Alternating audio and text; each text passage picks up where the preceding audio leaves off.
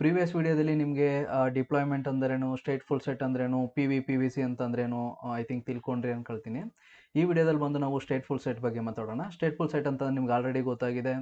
ಸ್ಟೇಟ್ಫುಲ್ ಅಪ್ಲಿಕೇಶನ್ನ ನಾವು ಈ ಸ್ಟೇಟ್ಫುಲ್ ಸೆಟ್ನ ಯೂಸ್ ಮಾಡಿಕೊಂಡು ನಾವು ಡಿಪ್ಲಾಯ್ ಮಾಡ್ತೀವಿ ಅಂತ. ಓಕೆ, ಡಿಪ್ಲಾಯ್ಮೆಂಟ್ ನೀವು ಆ ಸ್ಟ್ರಾಟಜಿನ ಯೂಸ್ ಮಾಡ್ಕೊಂಡು ಡಿಪ್ಲಾಯ್ಮೆಂಟ್ ಮಾಡಿದಾಗ ಏನೇನು ಪ್ರಾಬ್ಲಮ್ ಆಗ್ತಿತ್ತು ಅಂತ ಪ್ರೀವಿಯಸ್ ವಿಡಿಯೋದಲ್ಲಿ ನೀಟಾಗಿ ಎಕ್ಸ್ಪ್ಲೈನ್ ಮಾಡಿದ್ದೀನಿ. ಇದರಲ್ಲೂ ಸಿಂಪಲಾಗಿ ಎಕ್ಸ್ಪ್ಲೈನ್ ಮಾಡ್ಬಿಡ್ತೀನಿ. ಅದರಲ್ಲಿ ಏನಾಗುತ್ತೆ ಅಂತಂದರೆ, ನೀವು ಯಾವಾಗ ರೆಪ್ಲಿಕಾ ಸೆಟ್ 3 ಅಂತ ಕೊಟ್ಟು ಡಿಪ್ಲಾಯ್ ಮಾಡ್ತಿರೋ ಕ್ಯೂಬರ್ನೆಟಿಸ್ ಕ್ಲಸ್ಟರ್ ಒಳಗಡೆ 3 ಪೋಡ್ ಕ್ರಿಯೇಟ್ ಆಗುತ್ತೆ. ಇವಾಗ ಫಾರ್ ಎಕ್ಸಾಂಪಲ್ ನಾನು ಮುರುಳಿ ಅಂತ ಕೊಟ್ಟು ನಾನು ಕ್ರಿಯೇಟ್ ಮಾಡಿರ್ತೀನಿ ಅಂತ ತಿಳ್ಕೊಳ್ಳಿ. ಅವಾಗ ಏನಾಗುತ್ತೆ, ಮುರುಳಿ ಅಂತ ಬಂದು ಅದರಲ್ಲಿ ಆ್ಯಶಸ್ಗಳು ಅಸೈನ್ ಆಗುತ್ತೆ. ಅಂತಂದರೆ ABCD ASD ಆ ರೀತಿ ಆ್ಯಶಸ್ಗಳು ಅಸೈನ್ ಆಗುತ್ತೆ. ಇನ್ ಕೇಸ್ ನಾನು ಪರ್ಟಿಕ್ಯುಲರ್ ಆಗಿ MySQLನ ನಾನು ಕಾನ್ಫಿಗರ್ ಮಾಡಬೇಕು ಅಂತಂದರೆ ಪರ್ಟಿಕ್ಯುಲರಾಗಿ ಯಾವುದಾದ್ರೂ ಒಂದು ಮಾಸ್ಟರ್ ನೋಡ್ ಮಾಡಬೇಕಾಗುತ್ತೆ. ಇನ್ನು ಮಿಕ್ಕಿದವೆಲ್ಲ ಸ್ಲೇವ್ ನೋಡ್ ಮಾಡಬೇಕಾಗುತ್ತೆ. ಮಾಸ್ಟರ್ ನೋಡಲ್ಲಿ ಬಂದು ಎಲ್ಲ ಡೇಟಾಗಳು ಬಂದು ಅದರಲ್ಲಿ ರೈಟ್ ಆಗ್ತಾ ಇರುತ್ತೆ. ಅವು ರೈಟ್ ಆಗಿದ್ದು ಡೇಟಾ ಬಂದು ಇನ್ನು ಮಿಕ್ಕಿದ್ದು ಸ್ಲೇವ್ ನೋಡ್ಗಳೇನಿರುತ್ತೋ ಅದರಲ್ಲಿ ರೆಪ್ಲಿಕಾ ಆಗಬೇಕು ಅಂತಂದರೆ ಕಾಪಿ ಆಗಬೇಕು. ಈ ರೀತಿ ನಾವು ಈ ಡಿಪ್ಲಾಯ್ಮೆಂಟ್ ML ಫೈಲ್ ಮಾಡಿದಾಗ ಏನಾಗುತ್ತೆ ಅಂತಂದರೆ, ಇನ್ ಕೇಸ್ ಏನಾದರೂ ನಾವು ರೆಪ್ಲಿಕಾ ಸೆಟ್ 3 ಇರೋದನ್ನು 2 ಮಾಡಿದಾಗ ರ್ಯಾಂಡಮ್ ಆಗಿ ಯಾವ್ದು ಬೇಕಾದರೂ ಪರ್ಟಿಕ್ಯುಲರ್ ಪಾಡು ಡಿಲೀಟ್ ಆಗ್ಬೋದು. ಮೇ ಬಿ ಮಾಸ್ಟರ್ ನೋಡ್ ಡಿಲೀಟ್ ಆಯಿತು ಅಂತಂದರೆ ಮೇನ್ ಇನ್ಫಾರ್ಮೇಷನ್ ಯಾವುದು ರೈಟ್ ಆಗ್ತಾ ಇರುತ್ತೋ ಅದು ಆರ್ಫನ್ ಆದಂಗೆ, ಅಂತಂದರೆ ಡಿಲೀಟ್ ಆದಂಗೆ ಲೆಕ್ಕ. ಡೇಟಾಗಳು ನಿಮಗೆ PV/PVC ಬ್ಯಾಕ್ ಎಂಡಲ್ಲಿ ಸಿಗುತ್ತೆ, ಆದ್ರೂ ನಿಮ್ಮದು ಮೇನು ವರ್ಕ್ ಏನಿರುತ್ತೆ ಅದು ಡಿಸ್ಟರ್ಬ್ ಆಗುತ್ತೆ. ಯಾರಾದರೂ ರೈಟ್ ಮಾಡಬೇಕಾದ್ರೂ ರೈಟ್ ಆಗಲ್ಲ, ಜಸ್ಟ್ ರೀಡ್ ಮಾತ್ರ ಆಗುತ್ತೆ. ರೀಡ್ ಏನಕ್ಕಾಗುತ್ತೆ ಅಂತಂದರೆ, ಮಿಕ್ಕಿದ್ದು ಇನ್ನೆರಡು ಪಾಡ್ಗಳಿರುತ್ತಲ್ಲ ಅದರಲ್ಲಿ ಬರೀ ರೀಡ್ ಆಪ್ರೇಷನ್ ಮಾತ್ರ ಕೊಟ್ಟಿರ್ತೀವಿ, ನಿಮ್ಗೆ ಅಪ್ಡೇಟೆಡ್ ಡೇಟಾ ಸಿಗಲ್ಲ. ಅಂತಂದರೆ ಅಲ್ಲಿ ತನಕ ಪೋರ್ಟ್ ಡಿಲೀಟ್ ಆಗೋ ತನಕ ಎಷ್ಟು ಡೇಟಾ ರೈಟ್ ಆಗಿತ್ತು, ಎಷ್ಟು ರೆಪ್ಲಿಕಾ ಆಗಿ ಕಾಪಿ ಮಾಡ್ಕೊಂಡಿತ್ತು ಅಲ್ಲಿ ಗಂಟ ಮಾತ್ರ ಸಿಗುತ್ತೆ, ರೈಟ್ ಆಪ್ರೇಷನ್ ಮಾಡೋಕ್ಕಾಗಲ್ಲ. ಈ ರೀತಿ ಪ್ರಾಬ್ಲಮ್ನ ಸಾಲ್ವ್ ಮಾಡೋಕ್ಕೆ ನಾವು ಸ್ಟೇಟ್ಫುಲ್ ಸೆಟ್ನ ಯೂಸ್ ಮಾಡ್ತೀವಿ. ಸ್ಟೇಟ್ಫುಲ್ ಸೆಟ್ಟಲ್ಲಿ ಏನು ಒಂದು ಬೆನಿಫಿಟ್ ಅಂತ ಅಂದರೆ, ಸುಮಾರು ಬೆನಿಫಿಟ್ಗಳಿದೆ. ಇದರಲ್ಲಿ ಬಂದು ನೆಟ್ವರ್ಕ್ ಐಸೋಲೇಷನ್ ಮಾಡುತ್ತೆ, ಮತ್ತು DNS ಅದೆಲ್ಲ ಸಮಥಿಂಗ್ ಇದೆ. ಅದೆಲ್ಲ ಇವಾಗಲೇ ಹೇಳಿದ್ರೆ ನಿಮಗೆ ಕನ್ಫ್ಯೂಸ್ ಆಗುತ್ತೆ. ಇದರಲ್ಲಿ ಏನು ಮಾಡುತ್ತೆ ಅಂತ ಅಂದರೆ, MySQL ಅದಾದಮೇಲೆ ರ್ಯಾಂಡಮ್ ಆಗಿ ಆ್ಯಶಸ್ಗಳು ಅಂತಂದರೆ ನೇಮಿಂಗ್ನ ಜನ್ರೇಟ್ ಮಾಡ್ಕೊಳ್ಳೋ ಬದಲು ಇದೇನು ಮಾಡುತ್ತೆ ಅಂತಂದರೆ ಸೀರಿಯಲ್ ಪ್ರಕಾರ ಕ್ರಿಯೇಟ್ ಮಾಡ್ತಾ ಹೋಗುತ್ತೆ. ಇವಾಗ ಫಾರ್ ಎಕ್ಸಾಂಪಲ್ ನಮ್ಮದು ಇದು ಸ್ಟೇಟ್ಫುಲ್ ಸೆಟ್ YAML ಫೈಲ್ ಅಂತ ತಿಳ್ಕೊಳ್ಳಿ. ಇವಾಗ ನಾನು ಡಿಪ್ಲಾಯ್ ಮಾಡಿದಾಗ ಏನಾಗುತ್ತೆ, ನಿನಗೆ ಕೂಬರ್ ಕ್ಲಸ್ಟರ್ ಒಳಗಡೆ ಬಂದು ಈ ರೀತಿ ಪಾಡ್ಗಳು ಕ್ರಿಯೇಟ್ ಆಗ್ತಾ ಹೋಗುತ್ತೆ. ಅಂದರೆ ನೀವು ನೇಮ್ ಕೊಟ್ಟಿರ್ತೀರ, ನೇಮ್ ಜೊತೆಗೆ ನ್ಯೂಮರಿಕ್ ವ್ಯಾಲ್ಯೂ ಆ್ಯಡ್ ಆಗ್ತಾ ಹೋಗುತ್ತೆ. ಅಂತಂದ್ರೆ 0 1 2 3 ಸಾರಿ ಇದು 3 ಆಗಬೇಕಾಗಿತ್ತು, 2 ಆಗಬೇಕಾಗಿತ್ತು, 3 ಆಗಿದೆ. ಇದೊಂದು ನೀವು ಇದು ಮಾಡ್ಕೋಬೇಕಾಗುತ್ತೆ. ಇದನ್ನು 2 ಅಂತ ತಿಳ್ಕೊಳ್ಳಿ.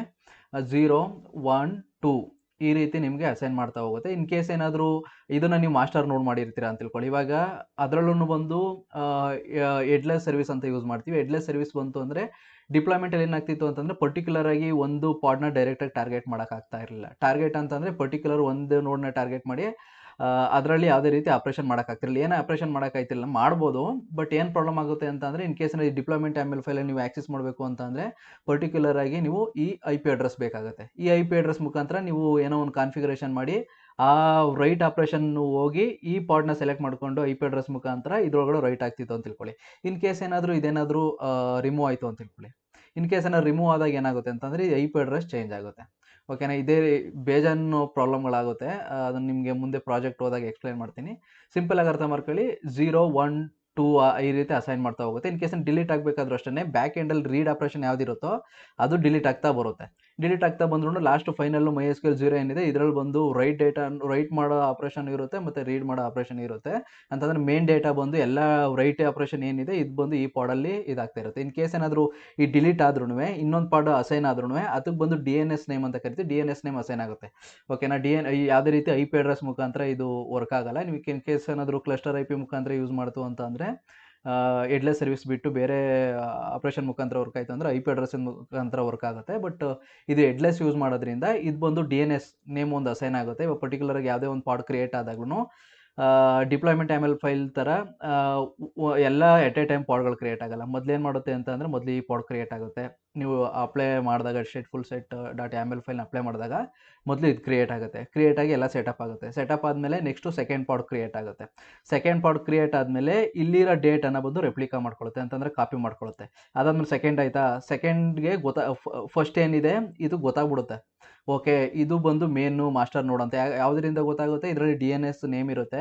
For example DNS name MySQL 0 ಅಂತ ತಿಳ್ಕೊಳ್ಳಿ. ಇದು -0 ಏನಿದೆ ಇದು ಯಾವುದೇ ರೀತಿ ಚೇಂಜ್ ಮಾಡೋಕ್ಕಾಗಲ್ಲ. ಓಕೆನಾ? ನೀವು ಇನ್ ಕೇಸ್ ಏನಾದರೂ ಈ ಪಾಡ್ ಡಿಲೀಟ್ ಆದ್ರೂ ಈ MySQL 0 ಅನ್ನೋದು ಪಕ್ಕ ಇದ್ದೇ ಇರುತ್ತೆ. ಡಿಪ್ಲಾಯ್ಮೆಂಟ್ YAML ಫೈಲಲ್ಲಿ MySQL 0 ಇಲ್ಲಿ ಹ್ಯಾಶ್ ವ್ಯಾಲ್ಯೂ ಇರ್ತೈತಿ ABC NP ಆ ರೀತಿ. ಇನ್ ಕೇಸ್ ಏನಾದರೂ ಪಾಡ್ ಡಿಲೀಟ್ ಆಯಿತು ಅಂತಂದರೆ ಈ ನೇಮು ಡಿಲೀಟ್ ಆಗಿಬಿಡೋದು ಅಂತ ಅಂದರೆ ಡೈರೆಕ್ಟ್ ನೇಮು. ಇದರಲ್ಲಿ ಇದನ್ನೇನಂತ ಕರಿತೀವಿ ಅಂದರೆ DNS ಅಂತ ಕರಿತೀವಿ. ಸಿಂಪಲ್ ಆಗಿ ಹೇಳ್ತಾ ಇರೋದು ಇದು ನೇಮ್ ಅಂತ ತಿಳ್ಕೊಳ್ಳಿ, ಇದನ್ನು DNS ನೇಮ್ ಅಂತ ತಿಳ್ಕೊಳ್ಳಿ. ಇದು ಯಾವುದೇ ರೀತಿ ಚೇಂಜ್ ಆಗಲ್ಲ, 0 ಅಂತಲೇ ಇರುತ್ತೆ. ಇನ್ ಪಾಡ್ ಅಸೈನ್ ಆದ್ರೂ ಇದಕ್ಕೆ DNS ನೇಮ್ ಏನು ಅಸೈನ್ ಆಗಿರುತ್ತೆ MySQL 0 ಅಂತಲೇ ಅಸೈನ್ ಆಗುತ್ತೆ. ಆವಾಗ ಇನ್ ಕೇಸ್ ಏನಾದರೂ ಈ ಪಾಡ್ ಡಿಲೀಟ್ ಆದ್ರೂ ಈ ಪಾಡಲ್ಲಿ ಇನ್ಫಾರ್ಮೇಷನ್ ಏನಿರುತ್ತೆ ಅಂತಂದರೆ MySQL 0 ಇನ್ಫಾರ್ಮೇಷನ್ ಇರುತ್ತೆ. ಅಂತಂದರೆ ಇದು ಗೊತ್ತಿರುತ್ತೆ ಇದ್ರದ್ದು ಮೇನು ನಾನು ಯಾವುದರಿಂದ ಡೇಟನ್ನು ನಾನು ರೆಪ್ಲಿಕಾ ಮಾಡ್ಕೋಬೇಕು ಅಂತ, ಯಾವುದರಿಂದ ಈ ಪಾಡಿಂದ. ಈ ಪಾಡೋದು DNS ನೇಮ್ ಏನು MySQL 0 ಇದು ಕಾರ್ಡ್ ಆಗ್ಬಿಡುತ್ತೆ. ಯಾವಾಗ ಇದು ಸೆಕೆಂಡ್ ಪಾಡು ಕ್ರಿಯೇಟ್ ಆಗುತ್ತೋ ಅವಾಗ ಆಟೋಮೆಟಿಕ್ಕಾಗಿ ಇದ್ರದ್ದು ಇನ್ಫಾರ್ಮೇಷನಲ್ಲಿ ಯಾವುದು ಮಾಸ್ಟರ್ ನೋಡು ಎಲ್ಲ ಇನ್ಫಾರ್ಮೇಷನಲ್ಲಿ ಇಲ್ಲಿಗೆ ಸ್ಟೋರ್ ಆಗಿ ಇದ್ರ ಮುಖಾಂತರ ರೆಪ್ಲಿಕಾ ಮಾಡುತ್ತೆ. ಅದಾದಮೇಲೆ ನೆಕ್ಸ್ಟು ಸೆಕೆಂಡ್ ಪಾಡು ಕ್ರಿಯೇಟ್ ಆಯಿತು ಅಂತ ತಿಳ್ಕೊಳ್ಳಿ. ಇವಾಗ ಥರ್ಡ್ ಪಾಡಿಗೆ ಬರ್ತೀವಿ, ಥರ್ಡ್ ಪಾಡು ಕ್ರಿಯೇಟ್ ಆಗ್ತಾ ಇದೆ ಅಂತ ತಿಳ್ಕೊಳ್ಳಿ. ಥರ್ಡ್ ಪಾಡ್ ಕ್ರಿಯೇಟ್ ಆಗಬೇಕಾದ್ರೆ ಏನು ಮಾಡುತ್ತೆ ಅಂತಂದರೆ ಡೈರೆಕ್ಟ್ ಮಾಸ್ಟರ್ ಜೊತೆ ಕಮ್ಯುನಿಕೇಟ್ ಮಾಡಲ್ಲ. ಬ್ಯಾಕ್ ಎಂಡಲ್ಲಿ ಯಾವುದಿರುತ್ತೆ ಫಸ್ಟ್ ಒನ್ ಆದಮೇಲೆ ತಾನೇ ಇದು ಕ್ರಿಯೇಟ್ ಆಗ್ತಿರೋದು. ಇದರಲ್ಲಿರೋ ಇನ್ಫಾರ್ಮೇಷನ್ ರೆಪ್ಲಿಕಾ ಮಾಡ್ಕೊಳ್ಳುತ್ತೆ ಅಂತಲೇ ಕಾಪಿ ಮಾಡ್ಕೊಳ್ಳುತ್ತೆ. ಕಾಪಿ ಮಾಡ್ಕೊಂಡಾದ್ಮೇಲೆ ಇದರಲ್ಲಿ ಏನು ಇನ್ಫಾರ್ಮೇಷನ್ ಇರುತ್ತೆ ಮಾಸ್ಟರ್ದು ಇನ್ಫಾರ್ಮೇಷನ್ ಏನಿರುತ್ತೆ ಇದರಲ್ಲಿ ಬಂದು ಸ್ಟೋರ್ ಆಗುತ್ತೆ. ಆವಾಗ ಇದು ಗೊತ್ತಾಗುತ್ತೆ, ಓಕೆ ನಾನು ಬಂದು ಕಾಪಿ ಮಾಡ್ಕೋಬೇಕಾಗಿರೋದು ರೆಪ್ಲಿಕಾ ಮಾಡ್ಕೋಬೇಕಾಗಿರೋದು ಬಂದು ಈ MySQL 0 ಅಂತ. ಓಕೆನಾ. ಯಾವಾಗ ಇದಕ್ಕೆ MySQL 0 ಏನೊಂದು ಮೇನ್ ಟಾರ್ಗೆಟ್ ಅಂತ ಗೊತ್ತಾಯಿತು, ಇದರಲ್ಲಿರೋ ಇನ್ಫಾರ್ಮೇಷನನ್ನು ಸ್ಟೋರ್ ಮಾಡಿಕೊಂಡು ಡೈರೆಕ್ಟ್ ಇದ್ರ ಮುಖಾಂತರ ಕಮ್ಯುನಿಕೇಟ್ ಮಾಡುತ್ತೆ. ಮೊದಲು ಕ್ರಿಯೇಟ್ ಆಗಬೇಕಾದ್ರೆ ಅದ್ರ ಹಿಂದೆ ಯಾವುದಿರುತ್ತೋ ಅದ್ರ ಮುಖಾಂತರ ಕಮ್ಯುನಿಕೇಟ್ ಮಾಡಿ ಇದ್ರದ್ದು ಇನ್ಫಾರ್ಮೇಷನ್ ಎಲ್ಲ ತಗೊಳುತ್ತೆ, ಯಾವುದು ಕಾಂಟ್ಯಾಕ್ಟ್ ಮಾಡಬೇಕು ಅಂತ. ಓಕೆನಾ. ಅದಾದಮೇಲೆ ಬಂದು ಡೈರೆಕ್ಟಾಗಿ ಕಮ್ಯುನಿಕೇಟ್ ಮಾಡುತ್ತೆ. ಇನ್ನು ಇನ್ ಕೇಸ್ ಏನಾದರೂ ನೆಕ್ಸ್ಟ್ ಇನ್ನೊಂದು ಪಾಡ್ ಕ್ರಿಯೇಟ್ ಆಯಿತು ಅಂತಂದರೆ ಅದು ಬಂದು ಇದ್ರ ಜೊತೆ ಕಮ್ಯುನಿಕೇಟ್ ಮಾಡಿ ಮೇನ್ ಮಾಸ್ಟರ್ ನೋಡ್ ಯಾವುದಿದೆ ಅದ್ರದ್ದು ಡೇಟಾ ತಗೊಂಡು ಕಾಪಿ ಮಾಡ್ಕೊಳ್ಳುತ್ತೆ. ಕಾಪಿ ಮಾಡ್ಕೊಂಡಾದ್ಮೇಲೆ ಎಲ್ಲ ಆದಮೇಲೆ ಇದು ಗೊತ್ತಾಗುತ್ತೆ, ಓಕೆ ನಾನು ಬಂದು ಇದ್ಯಾವುದಕ್ಕೂ ಕಾಂಟ್ಯಾಕ್ಟ್ ಮಾಡೋ ಅವಶ್ಯಕತೆ ಇರಲ್ಲ, ಡೈರೆಕ್ಟಾಗಿ ಇಲ್ಲಿ ಬಂದು ಕಾಂಟ್ಯಾಕ್ಟ್ ಮಾಡಬೇಕು ಅಂತ. ಓಕೆನಾ. ಆ ರೀತಿ ಇವಾಗ 3 ಪಾಡ್ ಇದೆ ಅಂತ ತಿಳ್ಕೊಳ್ಳಿ. ಇವಾಗ ಯಾರೋ ಒಬ್ಬ ಹೆಡ್ಲೆಸ್ ಸರ್ವಿಸ್ ನಾವೇನು ಮಾಡ್ತೀವಿ ಅಂತಂದರೆ ಹೆಡ್ಲೆಸ್ ಸರ್ವಿಸಲ್ಲಿ ಪರ್ಟಿಕ್ಯುಲರ್ ಆಗಿ ಆ ಪಾಡ್ನ ಟಾರ್ಗೆಟ್ ಮಾಡ್ಬೋದು DNS ಮುಖಾಂತರ. ಓಕೆನಾ. ನಾವೇನು ಮಾಡ್ತೀವಿ ಇಲ್ಲಿ ಸ್ಟೇಟ್ಲೆಸ್ ಅಪ್ಲಿಕೇಶನಲ್ಲಿ ನಾವು ಬರೀತೀವಿ. ಇವಾಗ ಫಾರ್ ಎಕ್ಸಾಂಪಲ್ಲು ನಂದು ಫಾರ್ಮ್ ಇದೆ ಅಂತ ತಿಳ್ಕೊಳ್ಳಿ. ನಾನು ಯಾವುದೋ ಒಂದು ಫಾರ್ಮ್ ಡಿಸೈನ್ ಮಾಡಿದ್ದೀನಿ, ಅದರಲ್ಲಿ ಬಂದು ಯೂಸರ್ ನೇಮು ಮತ್ತು ಒಂದು ಅಡ್ರೆಸ್ಸು ಮತ್ತು ಏಜು ಇದು ಒಂದು ಫಾರ್ಮ್ ಇರುತ್ತೆ ಅಂತ ತಿಳ್ಕೊಳ್ಳಿ. ಆ ಫಾರ್ಮ್ಗೆ ನಾನು ಏನಾದರೂ ಡೇಟಾನ ಹಾಕಿ ಸಬ್ಮಿಟ್ ಕೊಟ್ಟಾಗ ಅದರೊಳಗಡೆ ನಾನು ಏನು ಮಾಡಿರ್ತೀನಿ ಕಾನ್ಫಿಗರ್ ಮಾಡಿರ್ತೀನಿ. ಆದರೆ ಯಾವ ಲಿಂಕ್ ಕೊಟ್ಟಿರ್ತೀನಿ ನಾನು ರೈಟ್ ಲಿಂಕ್ ಅಂತ. ಅಂದರೆ ಈ ಹೆಡ್ಲೆಸ್ ಸರ್ವಿಸಸ್ ಏನಿರುತ್ತೋ ಡೀಟೇಲ್ಸ್ ನಾನು ಇಲ್ಲಿ ಕೊಟ್ಟಿರ್ತೀನಿ.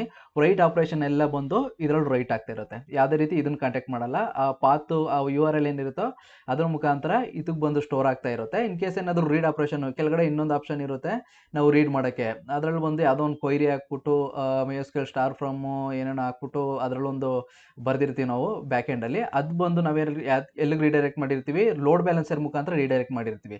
ಯಾವುದೇ ರೀತಿ ಪರ್ಟಿಕ್ಯುಲರ್ ಪಾಡ್ನ ಟಾರ್ಗೆಟ್ ಮಾಡೋ ಅವಶ್ಯಕತೆ ಇಲ್ಲ. ನಾವೇನು ಮಾಡ್ತೀವಿ ಅದಕ್ಕೆ ಸರ್ವಿಸಸ್ನ ಯೂಸ್ ಮಾಡ್ಕೊಳ್ತೀವಿ. ಕ್ಲಸ್ಟರ್ IP ಏನಿದೆ ಅದನ್ನು ಯೂಸ್ ಮಾಡಿಕೊಂಡು ಆ ಕ್ಲಸ್ಟರ್ IP ಕೆಲಸ ಏನು ಅಂತಂದರೆ ರ್ಯಾಂಡಮ್ ಆಗಿ ಎಲ್ಲದಕ್ಕೂ ಯಾವುದು ಫ್ರೀ ಇರುತ್ತೋ ಅದಕ್ಕೆ ರಿಕ್ವೆಸ್ಟ್ ಕಳಿಸೋದು. ಓಕೆನಾ. ಈ ರೀತಿ ರೀಡ್ ಆಪ್ರೇಷನ್ಗೆ ನಾವು ಸರ್ವಿಸಸ್ನ ಯೂಸ್ ಮಾಡ್ಕೊಳ್ತೀವಿ ಅಂತಂದರೆ ಕ್ಲಸ್ಟರ್ IPನ ಯೂಸ್ ಮಾಡ್ಕೊಳ್ತೀವಿ. ಹೆಡ್ಲೆಸ್ ಸರ್ವಿಸಸ್ನ ಬಂದು ನಾವು ಪರ್ಟಿಕ್ಯುಲರ್ ಒಂದಕ್ಕೆ ಟಾರ್ಗೆಟ್ ಮಾಡಬೇಕಾಗಿರೋದ್ರಿಂದ ನಾವು ಹೆಡ್ಲೆಸ್ ಸರ್ವಿಸರ್ನ ಇದಕ್ಕೆ ಯೂಸ್ ಮಾಡ್ಕೊಳ್ತೀವಿ. ಓಕೆನಾ. ಈ ರೀತಿ ಡಿಫ್ರೆಂಟ್ ಸರ್ವಿಸಸ್ಗಳನ್ನ ನಾವು ಯೂಸ್ ಮಾಡ್ಕೊಳ್ತೀವಿ. ನೆಕ್ಸ್ಟು ನಿಮ್ಗೆ ಆಲ್ರೆಡಿ ಗೊತ್ತು ಯಾವ ರೀತಿ PVPVCನ ಅಟ್ಯಾಚ್ ಮಾಡೋದು ಅಂತ ಬ್ಯಾಕ್ಗ್ರೌಂಡಲ್ಲಿ ನಿಮ್ಗೆ ಆಲ್ರೆಡಿ ಗೊತ್ತಿತ್ತು ಅಂತ ಅಂದರೆ ಇದು ಇನ್ನು ಈಸಿ ಆಗುತ್ತೆ. ನೆಕ್ಸ್ಟ್ ಬಂದು ನಾವು ಡೆಮೋ ಕಡೆ ಹೋಗೋಣ. ಡೆಮೋ ಮಾಡಿದಾಗ ನಿಮಗೆ ಈಸಿಯಾಗಿ ಅರ್ಥ ಆಗ್ಬಿಡುತ್ತೆ. ಪ್ರಾಕ್ಟಿಕಲ್ ಸೆಷನ್ ನಾವು ಯಾವಾಗ ಯೂಸ್ ಮಾಡ್ತೀವಿ ಅವಾಗ ಈಸಿಯಾಗಿ ಅರ್ಥ ಆಗ್ಬಿಡುತ್ತೆ.